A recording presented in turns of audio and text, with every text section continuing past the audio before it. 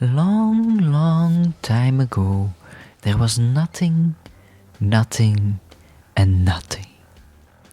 Then a god came to exist. A god named the Dungeon Master. The Dungeon Master had many thoughts and ideas, so they created the world. They created human out of clay, but this wasn't enough. It wasn't perfect enough.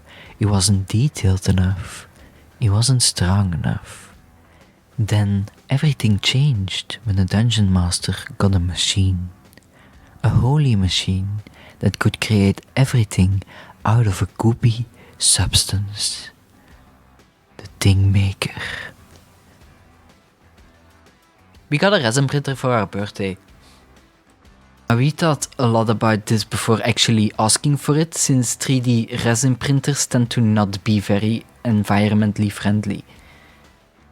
We have seen firsthand a lot of trash being printed with it, so we did not want to just buy a printer and either not use it or just print what everyone else prints. We have seen the cont stands with the dragons and the fidget things. We have seen the countless people buying a 3D printer and just then print pretty useless stuff or stuff we already have way too much of, and we did not want to be like those people. So we have been printing and it's easier than we thought. It's still a learning process to perfect, so the first thing we printed was this test object. It was on the USB stick that came with the printer.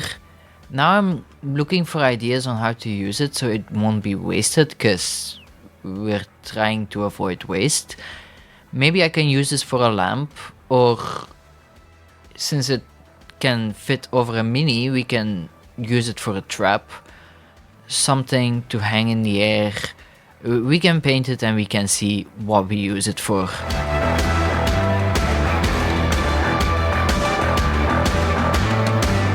So when we want to do something, but also know it's bad for the environment, we do think these things through.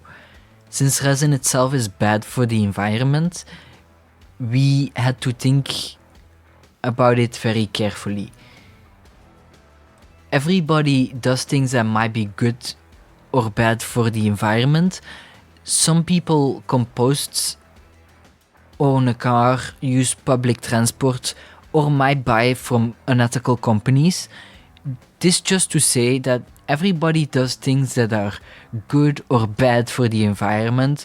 No one can be 100% good or 100% bad. It's a gray zone. Someone might tell you, hey, you do this thing and that's bad for the environment, so you are bad, while they themselves have habits that are equally harmful. All of this to say, you can try and change uses and habits, but you can allow some joy as well. This for us is joy. So we are using it as environmentally conscious as we can, but we are still using it. So we've printed a table now. I wanted something that could be used during our session in DnD while still being relatively small. So I started doing some tests so I could get a consistent result, because then if a bigger print failed, I knew it was my fault and not a printer issue. I did 2 tables right after each other. I left the resin in and printed another one. I left a table in the printer for a bit before taking it out, and I printed another table. We're just doing some experiments, see what works, what doesn't. We're kind of trying to avoid major fails when we're trying to print something bigger. And let's be honest, tables are quite handy in D&D. We do now have 4 tables and 1 chair. Why did we even want a printer in the first place? Well, we once bought a Warhammer starter pack and we adored painting them. Since we also play D&D, we really wanted to be able to print our own minis and bring the story to life. Getting them printed is an option, but it gets pricey very quickly and tends to take a while before they arrive. We did not immediately want a printer. We tried clay, we tried miniatures on paper, but nothing was really it. especially when you like miniature painting. So when we got the printer as a gift and used it, we were so excited. Having this printer allows us to design characters, find models online, and maybe in the future allows us to learn 3D modeling, which would be very likely to us. And how cool would it be when we learn 3D modeling to actually print our 3D models and use them in real life? After the table, I really wanted to try and print a mini. I got one of my friend's characters. They had an easy design, so it was a good start. The first try, the arm was a bit wonky, so I tried again, and here is the result.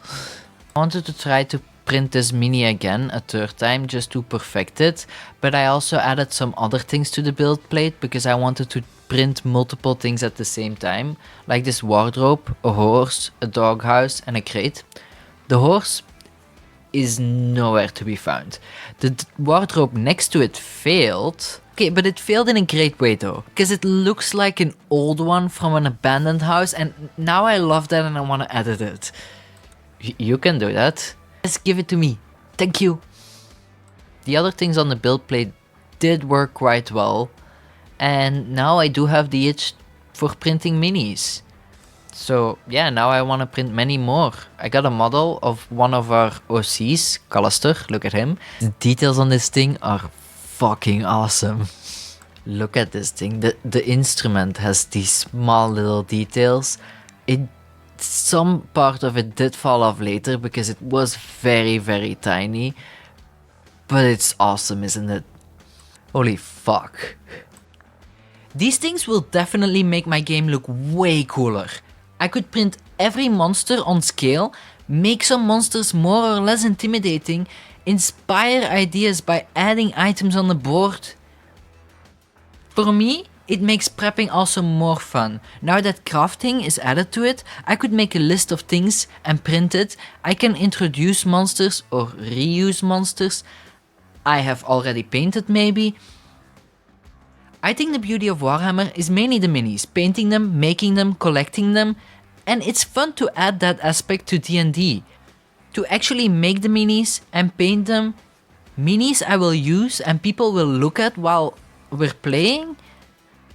Maybe D&D, for me, is also a little bit a way for my art to be seen and enjoyed by my friends. I've been printing these condition rings and coins. I think the coins will make it easier for our players to work with money, since a number in a sheet is just, yeah. Painting them will make them differ way more, hopefully though. Every time I print something, I think it looks meh, and then I add primer or paint, and that does step it up quite a bit. These are a little flimsy though. Yeah, I might look for another file or something. These are not made with easy printing in mind, I think. That's fair. I might learn some Blender so I can edit some files and make anything I want. Oh fuck yes, me too. Now, do I think every DM or even player needs a 3D printer? No, definitely not. I have had the best sessions, played on a chessboard with just the chess pieces. My players loved the paper miniatures I made for them, or even afterwards the clay sculpts that I made. They weren't good, but they loved them, they were cute. There are also a lot of minis you can buy at stores or online, or you can play D&D with Lego pieces if you have that. All this to say, you definitely don't need a 3D printer. Painting minis is just a hobby for me. I love doing arts and crafts, I love getting deep into painting, making awesome settings. This hobby does not make me a better or worse dungeon master though. I definitely would not have bought a 3D printer myself, since I do not have the money for that. I got one from my dad. Shout out to my dad, by the way, after wanting this for a whole year. It is definitely not a need for D&D, and if your players say it is, they are wrong, and they can still buy a 3D printer themselves. Yeah, this is a fucking dragon.